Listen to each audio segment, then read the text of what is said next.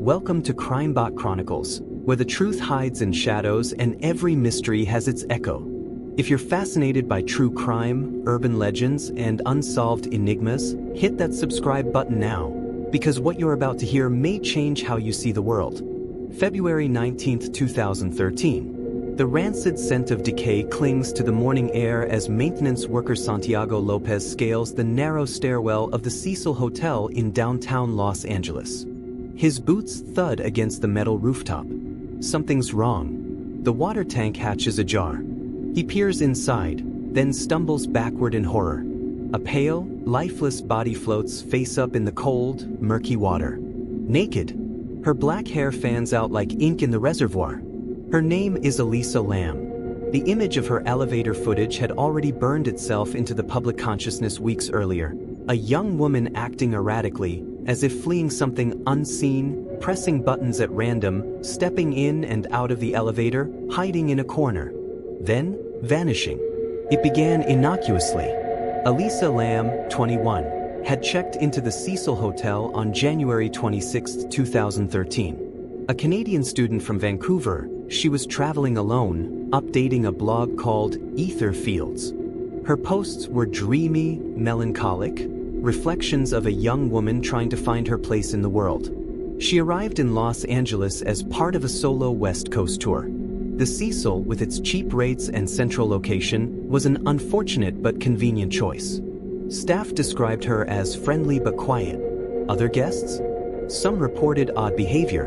Her roommates, yes, she was initially assigned shared lodgings, complained she was disturbing their sleep. Management moved her to a private room. Then, on January 31st, she disappeared.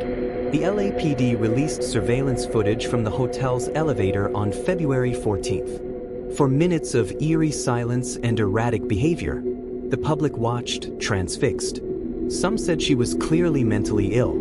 Others insisted there was someone outside the frame, a presence she could see, but we couldn't. Days turned into weeks. Flyers plastered street poles. Police searched her room. Dogs scoured the premises. No trace. It wasn't until the hotel guests started to complain about low water pressure and a foul taste in the tap that the mystery turned macabre. That's when Lopez found her. The coroner's report was clinical. Cause of death, accidental drowning. No signs of trauma. No sexual assault. Her toxicology results showed traces of her prescribed medications for bipolar disorder. Nothing else. No drugs. No alcohol. No poison. Yet, the questions only multiplied. Why was the elevator door so slow to close in the video? Was it tampered with? What was she hiding from? Why climb into a water tank alone, naked, with no ladder to assist her in or out? The internet exploded. Theories flourished like wildfire.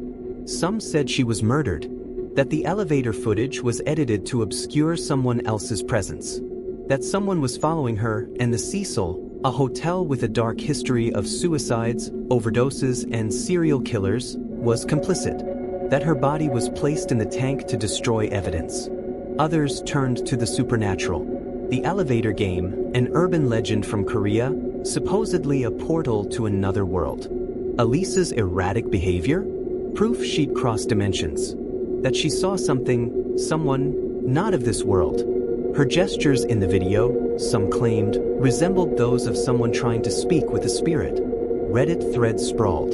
YouTube sleuths dissected the footage frame by frame. Conspiracy theorists linked her death to government experiments, even a tuberculosis outbreak in LA. The test kit for TB? It was eerily named Ella Emelisa. Was she part of a bioweapon trial gone wrong? Coincidence or code? Her online presence became another rabbit hole. Tumblr posts full of longing and sorrow. A girl battling mental illness, yes, but also intelligent, creative, yearning. In one entry she wrote, "You're always haunted by the idea that you're wasting your life." Many saw that as a premonition.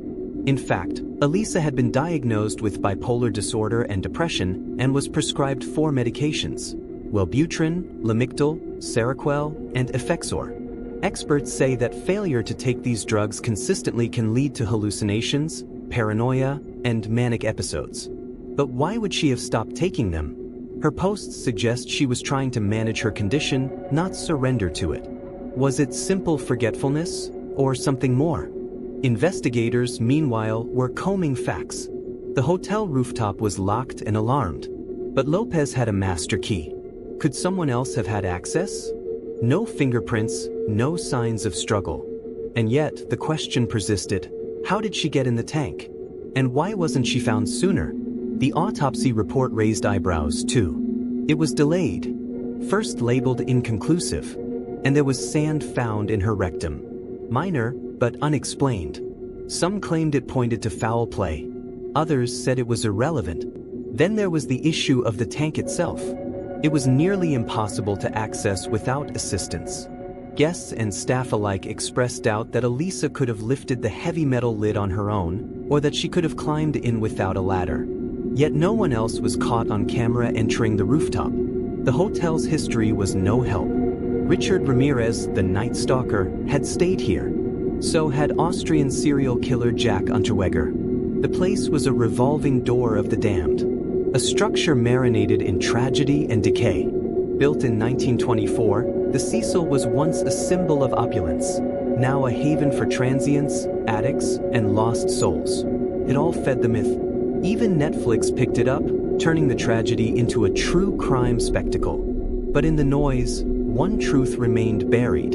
Elisa Lam was a real person. Her parents sued the hotel, but the case was dismissed. The judge ruled the accident unforeseeable. The official narrative hardened. She was mentally ill, off her meds, climbed into the tank herself. No one to blame. Yet, even now, something doesn't sit right. You watch the elevator video again.